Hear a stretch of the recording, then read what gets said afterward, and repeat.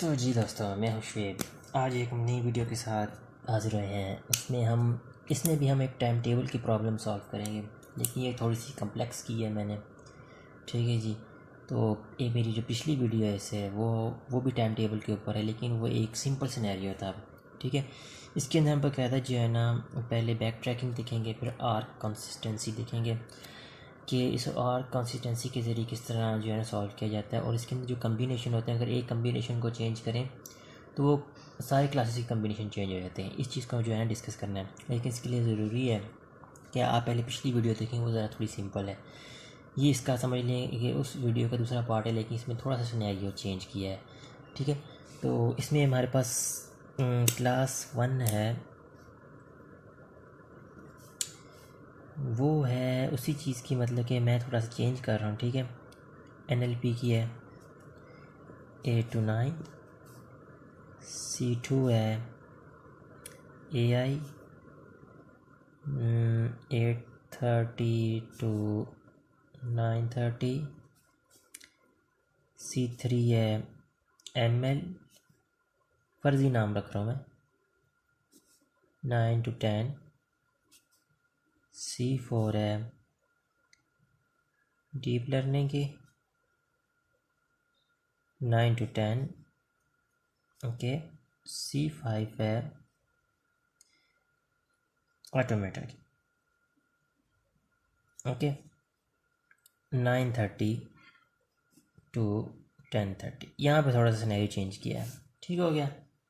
उसमें हमने C5 को इंडिपेंडेंट रखा था, लेकिन इसमें जो है कंप्लीट एक कनेक्टिविटी वाला ग्राफ है। ठीक है।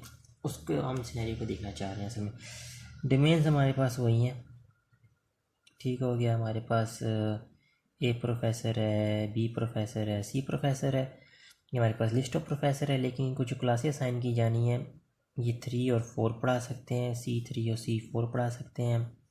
हमारे पास जो B प्रोफेसर है, ये C2 पढ़ा सकते हैं, C3 पढ़ा सकते हैं, C4 पढ़ा सकते हैं, C5 पढ़ा सकते हैं। ठीक है। राइटिंग के लिए माजरत है। और जो हमारे पास क्लास, मतलब ये प्रोफेसर C है, ये क्लास 1 पढ़ा सकते हैं जनाब, क्लास 2 पढ़ा सकते हैं, क्लास 3 पढ़ा सकते हैं, क्लास 4 एंड क्लास 5। यहाँ पे हम डोमेन्स की वैल्यू भी चेंज हुई है। ठीक हो गया। वेरिएबल हमारे पास हैं, अगर देखें C1, C2, C3, C4 and C5 domains हैं जो हमने असाइन करनी है, professor A, professor B and professor C। आपको पिछली वीडियो में बताया था कि जब टाइम टेबल वाला प्रॉब्लम आ जाए या बहुत ज़्यादा कम्प्लेक्स प्रॉब्लम आ जाए, आप एक चीज़ से दूसरी चीज़ के, मतलब कि एक वेरिएबल और डोमेन का रिलेशनशिप ना फाइंड कर सक रहे हो, तो आप सबसे पहले ग्राफ बना लें, जिससे आपको उनकी एजिस की कनेक्टिविटी का जो है ना थोड़ा आइडिया हो जाएगा कि कौन किस पे डिपेंड कर रहा है, कौन किस पे डिपेंड नहीं कर रहा। उसके लिहाज से आप कॉन्स्ट्रेंट डिफाइन कर सकते हैं, अपनी प्रॉब्लम को सॉल्व कर सकते हैं। आपको ये पता लग सकता है कि आपने कौन सा एल्गोरिथम यूज़ करना है, आपने बैक ट्रैकिंग यूज़ करनी है, आपने फिल्टरिंग यूज़ करनी है, या आपने कंसिस्टेंसी यूज़ करनी है, और बहुत से हैं जिनको हम आगे डिस्कस करेंगे अपनी वीडियोज़ में। ठीक हो गया। तो हम आगे चलते हैं। हम सबसे पहले बना लेते हैं इसका ग्राफ। C1 को देखें, NLP है। ठीक है। वही टाइम ओवरलैपिंग की प्रॉब्लम आ रही है, 8 to 9 के दरमियान 8:30 आता है, इसलिए C2 से वो कर रही है, इंटरेक्ट कर रही है। C3 को देखें, 9 to 10:30 आता है, लेकिन ये जो 9:30 है, ये इसके साथ ओवरलैप कर रहा है। ठीक हो गया। Exactly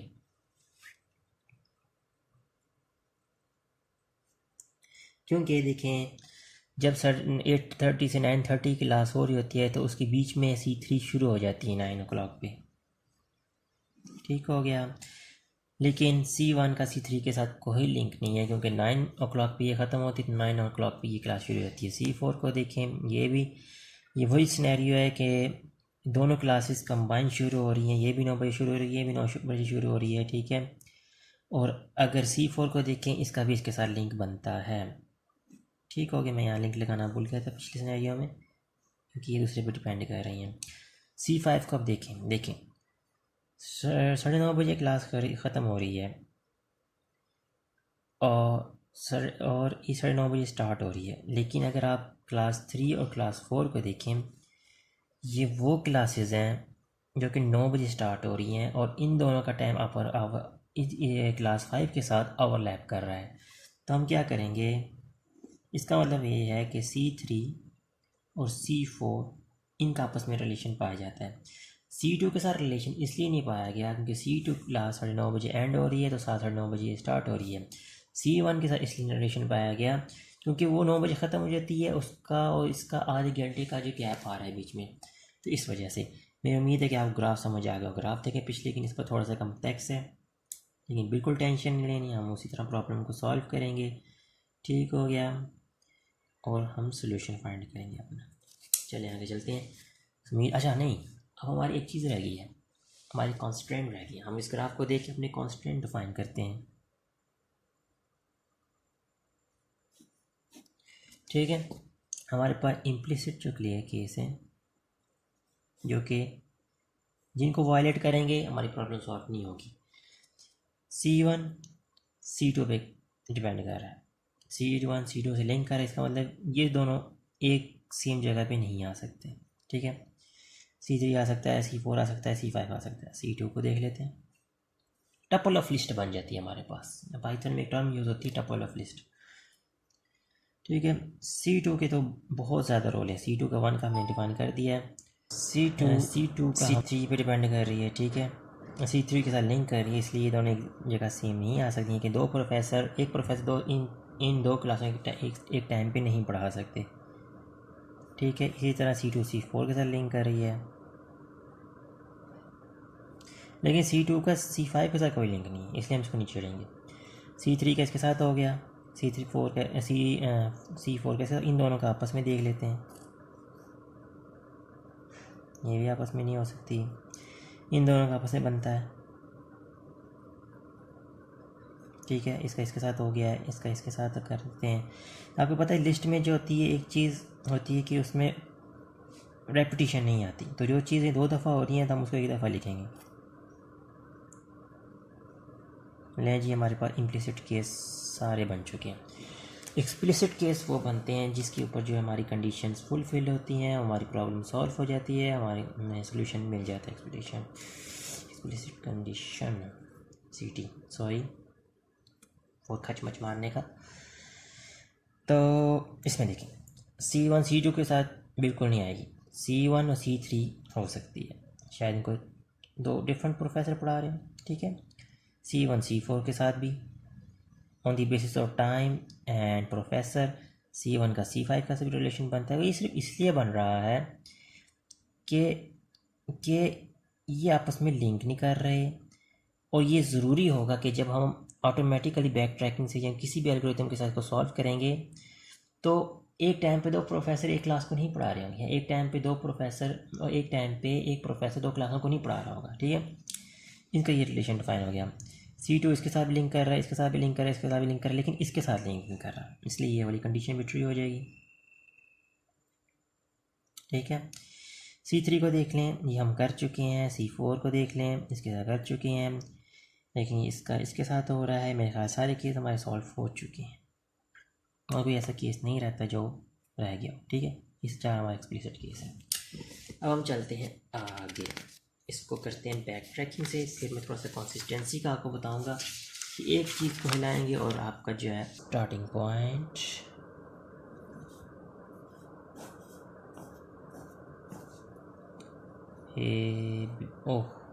B, C, these are domain, okay, C1 C2 C3, okay. C1 ये गलती अक्सर स्टूडेंट करते हैं कि यहाँ पे C1 C2 C3 करके कन्फ्यूज़ होकर बैठ जाते हैं, ये क्या हो गया।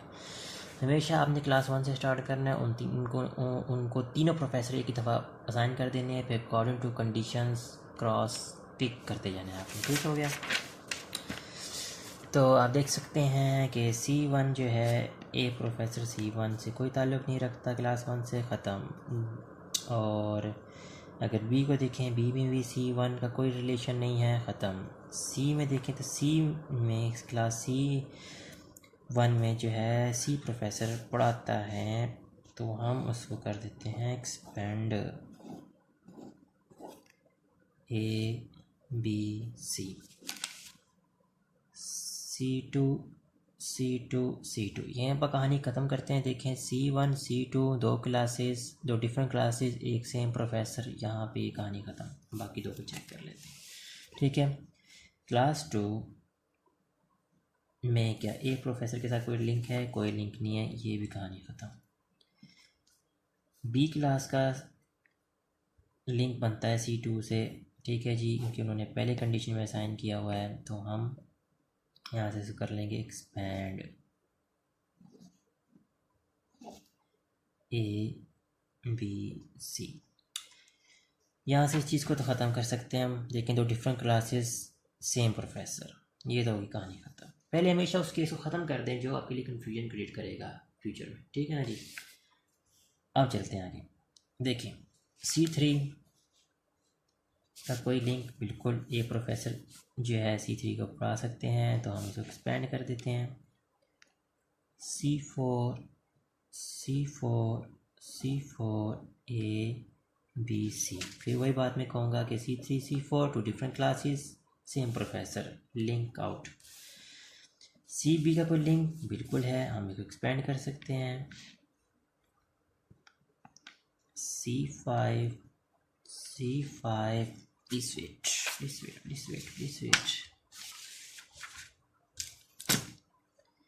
C5 ठीक हो गया। A professor, B professor, C professor. सबसे पहले इस लिंक को ख़त्म करेंगे, two different classes same professor, link out. ठीक हो गया। अब देखते हैं ए प्रोफेसर का C5 के साथ कोई लिंक नहीं, ये भी आउट। सी प्रोफेसर का C5 के साथ लिंक है, ये जी हमारे पास एक नया लिंक क्रिएट हो गया। ठीक हो गया।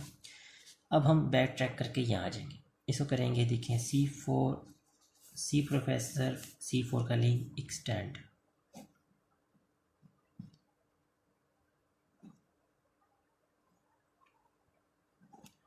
A professor, B professor, C professor.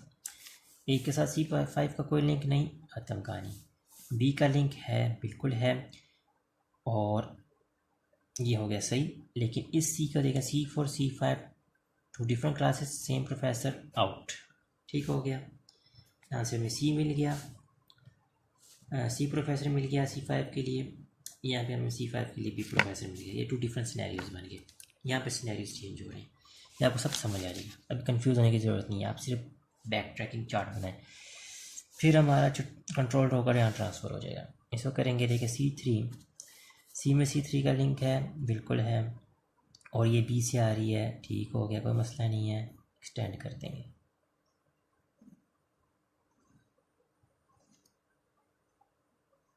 पहले तो इन दोनों को ख़त्म कर दें, क्योंकि दो डिफरेंट क्लासेस सेम प्रोफेसर। ठीक है, कन्फ्यूजन ख़त्म करनी है। C4 ए में है, बिल्कुल ए प्रोफेसर का C4 के साथ लिंक है, एक्सपेंड कर सकते हैं। कोशिश क्या करें कि इसके बिल्कुल पैरेलल हो, क्योंकि यहाँ से हमें नोट सेलेक्ट करने होते हैं। ठीक है जी, ए के साथ लिंक ख़त्म। बी में C5 है, बिल्कुल है। सी में C5 है, बिल्कुल है। हमारे पास एक नया नोट क्रिएट हो गया। देखें, बिल्कुल ज़बरदस्त किस्म के कम्बिनेशन बन गए हैं।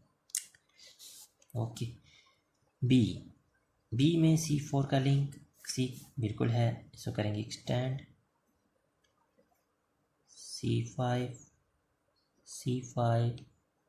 C5 ABC।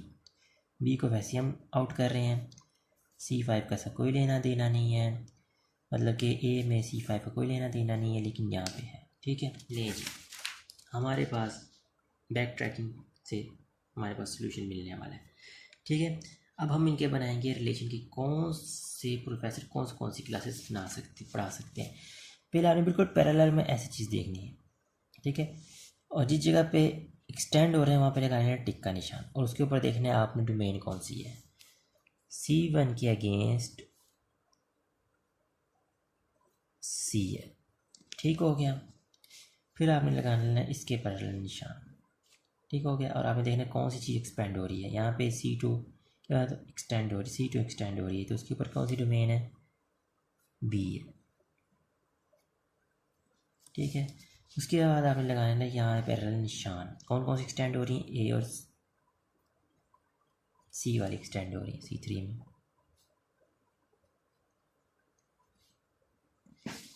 फिर आपने इसी तरह लगा लेना है C4 के लिए निशान, देखना कौन कौन सी एक्सटेंड हो रही है। B हो रही है, C हो रही है, A हो रही है, B हो रही है, ठीक है, यानी कि ABC तीनों ही हो रही हैं। आ रही रेपिटेशन के साथ, लेकिन हम एक ही दफ़ा लिखेंगे। C5 को देखेंगे, ठीक है जी। C5 में हमारे पास देखें तो एक तो हो रही है एक्सटेंड ये C, B, B और C, यानी कि BC है।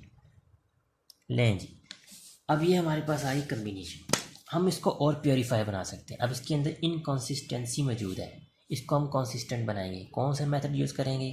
हम इसके अंदर आर्क कंसिस्टेंसी वाला मेथड यूज़ करेंगे कि यहाँ तक कि हम स्ट्रॉन्ग कंसिस्टेंसी तक पहुँच जाएंगे। ठीक हो गया, चलिए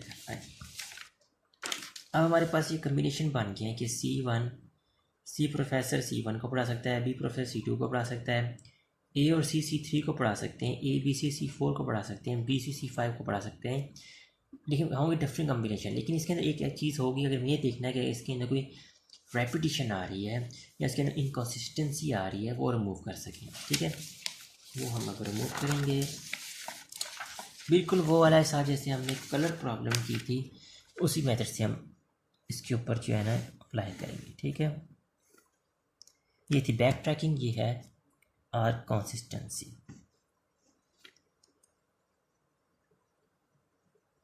ऊपर हमेशा वो कहे कि वेरिएबल लिखने C1 class, C2 class,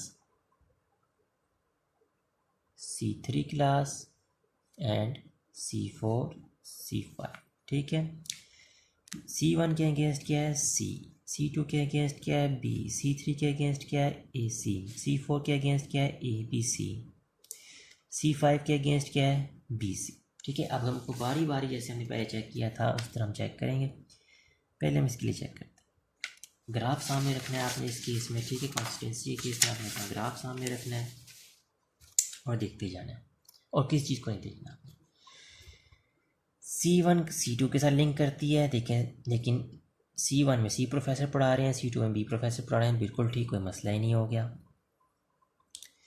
C1 C की तरफ लिंक करती है, बिल्कुल लिंक नहीं करती, तो हमें कोई मसला नहीं है। C के लिए यहाँ पे C वैल्यू मौजूद है और C के लिए फिर A वैल्यू मौजूद है। अगर ये आपस में लिंक करती तो हम यहाँ से C को उड़ा देते। ठीक हो गया, इसको देंगे C1 का C4 के साथ कोई लिंक नहीं, कोई मसला नहीं। C के लिए C वैल्यू भी हो सकती है, C के लिए B वैल्यू भी हो सकती है, C के लिए A वैल्यू भी हो सकती है। आपको हमेशा कहा है कि हेड टू टेल रूल होता है, इसके अंदर हम टेल के अंदर से वैल्यू उड़ाते हैं और हेड के अंदर हम असाइन करते हैं। ठीक हो गया, क्या C1 का C5 के साथ कोई लिंक नहीं है जी। C के लिए C वैल्यू भी हो सकती है और C के लिए B वैल्यू भी हो सकती है, तो कोई इसके अंदर रिमूव नहीं हुआ। अब हम C2 को चेक करेंगे।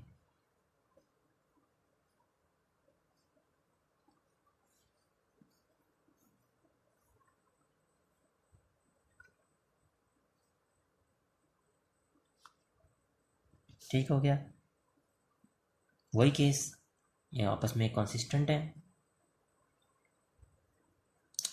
C2 और C3 का कोई लिंक बन रहा है, बिल्कुल बन रहा है, लेकिन आप देखेंगे कि अगर यहाँ B है तो उसके अगेंस्ट में या तो A वैल्यू है या उसके अगेंस्ट या C प्रोफेसर है, तो आपस में कोई ओवरलैपिंग नहीं हो रही, कोई अनकंसिस्टेंट क्रिएट नहीं हो रही, तो हम आगे जाएंगे।